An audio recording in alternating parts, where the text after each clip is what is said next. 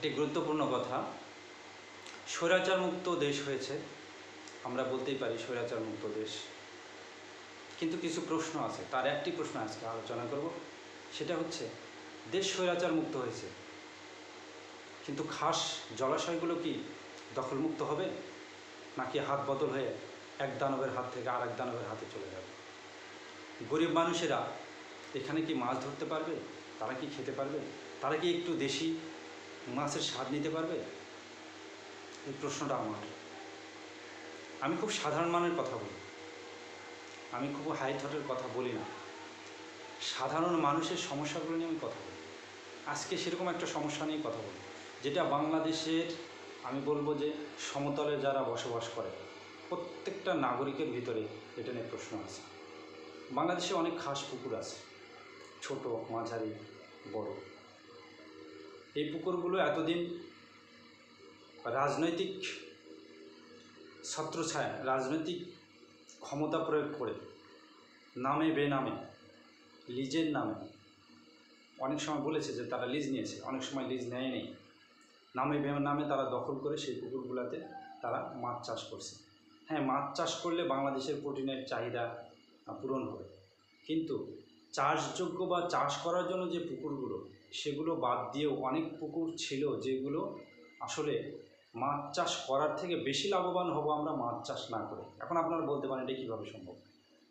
হ্যাঁ, কারণ চাষ না করলে এই পুকুরগুলোতে এমন কিছু মাছ বসবাস করে বা আত্মগোপন করে থাকতে পারে, প্রজনন করতে পারে, সেই মাছগুলো এখন আর সেখানে থাকতে পারছে না। কারণ সেই কী বলবো, যে পরিবেশটাই নষ্ট করে দেওয়া হয়েছে, সেই ইকোসিস্টেমটাকে নষ্ট করে দেওয়া হয়েছে। পুকুরে সেই অরিজিনাল ইকোসিস্টেমটা পুরোটা ধ্বংস করে দেওয়া হচ্ছে। গোটা পুকুরটা পরিষ্কার করা হয়েছে, তাতে চুন দেওয়া হচ্ছে, কীটনাশক দেওয়া হচ্ছে, তাতে সার দেওয়া হচ্ছে। দেওয়ার ফলে তার ইকোসিস্টেমটা পুরোটা চেঞ্জ হয়ে গেছে। ফলে কি হচ্ছে, আমাদের দেশীয় জাতের ফ্রেশ ওয়াটারের অর্থাৎ মিঠা পানির যে মাছগুলো, আভ্যন্তরীণ জলাশয়, সে মাছগুলো দিন দিন বিলুপ্ত হয়ে যাচ্ছে। একটা তো কারণ সেটা হচ্ছে যে কীটনাশকের অতিমাত্রা ব্যবহার। দ্বিতীয় কারণ হচ্ছে এই পুকুরগুলোকে এই লোকগুলা তাদের নিজের সম্পত্তির মতো ব্যবহার করছে, বছরে 2-3 বার করে সেচ দিচ্ছে, এবং এই পুকুরের পানিতে কোনো ধরনের দেশি মাছ থাকা ন্যূনতম সম্ভাবনাটুকু আর থাকছে না। তো সারা বাংলাদেশে প্রত্যেকটা গ্রামে যদি অন্তত আমরা 1-2টা করে পুকুর এভাবে বাঁচিয়ে রাখতে পারি, যেটা সারা বছরে কোনো সেচ দেওয়া হবে না, সেগুলো আবার খাসের পুকুর এবং খুব বড় পুকুর নয়, সেগুলো অর্থনীতিতে এমন কোনো ভূমিকা রাখবে না যেটা এইভাবে রাখবে, সেই দিকে আমাদের অবশ্যই গুরুত্ব দিতে হবে।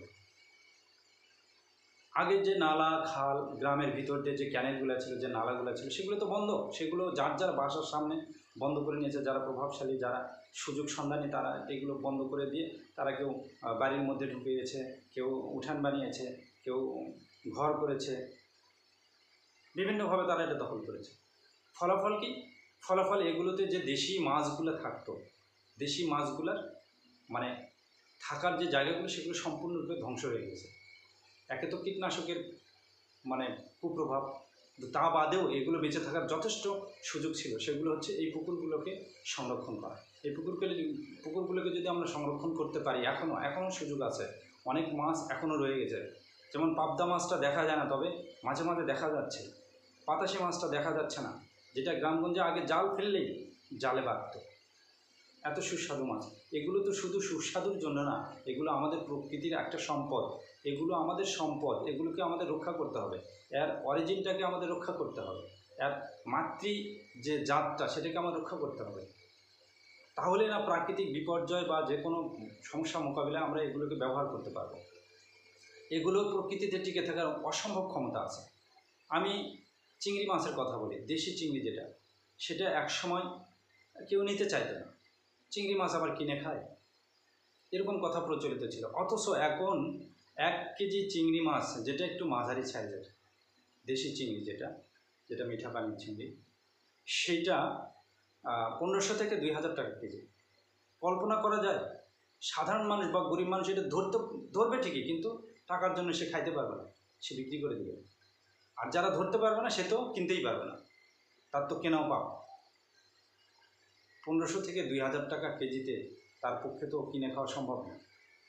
তো আমি কেন বলছি এরকম মলা ঢেলা, খুলসে, তারপরে হচ্ছে ডাকে, তারপরে হচ্ছে এই চিংড়ি, পুঁয়া বা গুতুম যেটাকে বলি, বউ মাছ বলি, এরকম পুঁটি, আতিক পুঁটি, অনেক ধরনের মাছ আছে। চাঁদা, একটা মিঠা পানির একটা চান্দা মাছ আছে, আমরা চান্দা মাছ বলি।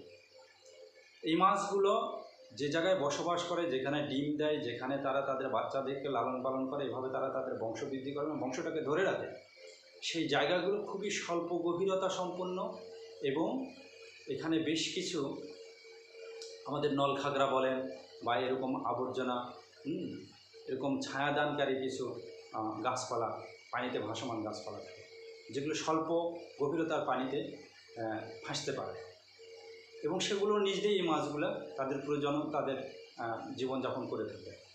তো আমরা সেগুলোকে সম্পূর্ণ ধ্বংস করে দিই, পুকুর সেচে শেষ করে দিয়েছি। আগের যে পুকুরগুলো ছিল, প্রত্যেকটা পুকুরের মাঝখানে একটা বকচর ছিল। রেজাল্ট কি? সেখানে কিন্তু পদ্ম জন্মাতো।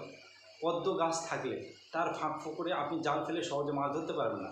রেজাল্ট হচ্ছে মাছের আত্মরক্ষার একটা জায়গা থেকে দেশি কই, দেশি মাগুর, দেশি ট্যাংরা, দেশি শিং, টাকি, খড়িকাটি বা এই ধরনের মাছ আমরা যেটা বলি আর কি, এই মাছগুলো এখানে জায়গা করতে পারে, কিন্তু এখন জায়গা করার সুযোগ নাই। তাদের প্রজননের যেই জায়গাটা, আত্মরক্ষার যে জায়গাটা, কোনো পুকুরে এই সিস্টেমটাই নাই। এটা টেকনিক্যালি আমরা এমনভাবে এখন পুকুরগুলোকে করছি। সরকারি কিছু পুকুর আছে যার পাশে গুচ্ছগ্রাম করে দেওয়া হয়েছে বা ভূমিহীন লোকদেরকে বসবাস করে দেওয়া হয়েছে, তাদেরকে এই পুকুরটা দেওয়া হয়েছে। কিন্তু একবার কি খেয়াল করেছেন আপনারা এই পুকুরটা দেওয়ার সময় পুকুরের যে ইকোসিস্টেমটা ছিল পুরোটা ধ্বংস করে দিয়েছেন? পদ্ম নাই। বাংলাদেশের যদি পদ্ম না থাকে এর থেকে দুঃখজনক আর কী হবে? আমাদের গান, আমাদের কবিতায়, আমাদের সংস্কৃতিতে এই পদ্মের কত প্রভাব, আমাদের জাতীয় জীবনে পদ্মর কত প্রভাব। আমরা পদ্মকে কত আমাদের সিম্বল, পরিচয়ের সিম্বল হিসাবে, আমরা আইডেন্টিটি সিম্বল হিসাবে ব্যবহার করি। আর সেই পদ্মকে নির্মূল করার জন্য আমরা যা কিছু করার করেছি। এগুলোতে অনেক জলজ প্রাণী, জলজ পাখি বসবাস করে, যেগুলো এগুলোতেই বাসা বাঁধে, এগুলোতেই প্রজনন করে। তারা কিন্তু আর প্রজনন করতে পারছে না, তারা এখানে থাকতে পারছে না। তাহলে আমরা কি করছি? আমাদের প্রকৃতিকে ধ্বংস করে দিয়ে আমরা কি শ্রীলঙ্কা আমরা কি সিঙ্গাপুরের মতো হতে পারবো? আমরা কি জাপানের মতো হতে পারবো? আমরা কি নেদারল্যান্ডের মতো হতে পারবো? আমরা কি আমেরিকার মতো হতে পারবো? আমরা কি ইউরোপের মতো হতে পারবো? প্রকৃতিকে ধ্বংস করে কোনোভাবেই সম্ভব না। তো আমাদের কাজ হবে প্রকৃতিকে রক্ষা করা। প্রকৃতিকে রক্ষা করে আমাদের এগুলো করতে হবে। একই সাথে গরিব মানুষ যেন এই দেশি জাতের মাছগুলা খেতে পারে, সেই জন্য এই পুকুরগুলোকে একটা সিস্টেমেটিক ওয়েতে লিজ দিতে হবে, যেন প্রত্যেকটা গ্রামে একটা করে অভয়ারণ্য স্বরূপ একটা করে পুকুর থাকে, যেখানে মানুষ হয়তো বিভিন্ন যন্ত্র, জাল টাল ব্যবহার করে মাছ ধরতে পারবে, বাট সেচে এটাকে কখনোই মাছ ধরতে পারবে না। এবং পুকুরের মাঝখানে বকচর থাকতে হবে। এইভাবে যদি আমরা পুকুরগুলোকে সুসজ্জিত করি, পুকুরের খনন প্রক্রিয়াটাকে যদি আমরা রিভাইজ করি এবং নকশাটা আমরা যদি এইভাবে অ্যাপ্রুভ করাই, আমরা যদি এইভাবে করতে থাকি, তাহলে আমাদের প্রাণ, প্রকৃতি এবং আমাদের যে পানি নিষ্কাশন, পানি ধারণ, সব বিষয়গুলো, সব পারপাসগুলো আমাদের সার্ভ হবে। এই জন্য আমি বলবো যে আপনাদের মাধ্যমে, এই ভিডিওর মাধ্যমে আমি যেটা বলতে চাচ্ছি, আমি খুবই ক্ষুদ্র একটা মানুষ। আমার কিছু ওপিনিয়ন, আমার কিছু বক্তব্য, আমার কিছু আশা, আমার কিছু বক্তব্য আমি এখানে উপস্থাপন করি। আপনারা যদি এটা বেশি বেশি করে শেয়ার করেন, হয়তো কর্তৃপক্ষের নজরে যাবে, হয়তো কর্তৃপক্ষ গুরুত্ব দেবে, বা আপনাদের মাধ্যমেও হয়তো অনেকের নজরে গেলে তারা হয়তো কর্তৃপক্ষের দৃষ্টি আকর্ষণ করবে। তখনই আমি সার্থক হব, আমার এই পরিশ্রম সার্থক হবে। তো আমি চাই আপনারা এই ভিডিওটাকে মানুষের কাছে পৌঁছে দেওয়ার জন্য আমাকে সহযোগিতা করবেন।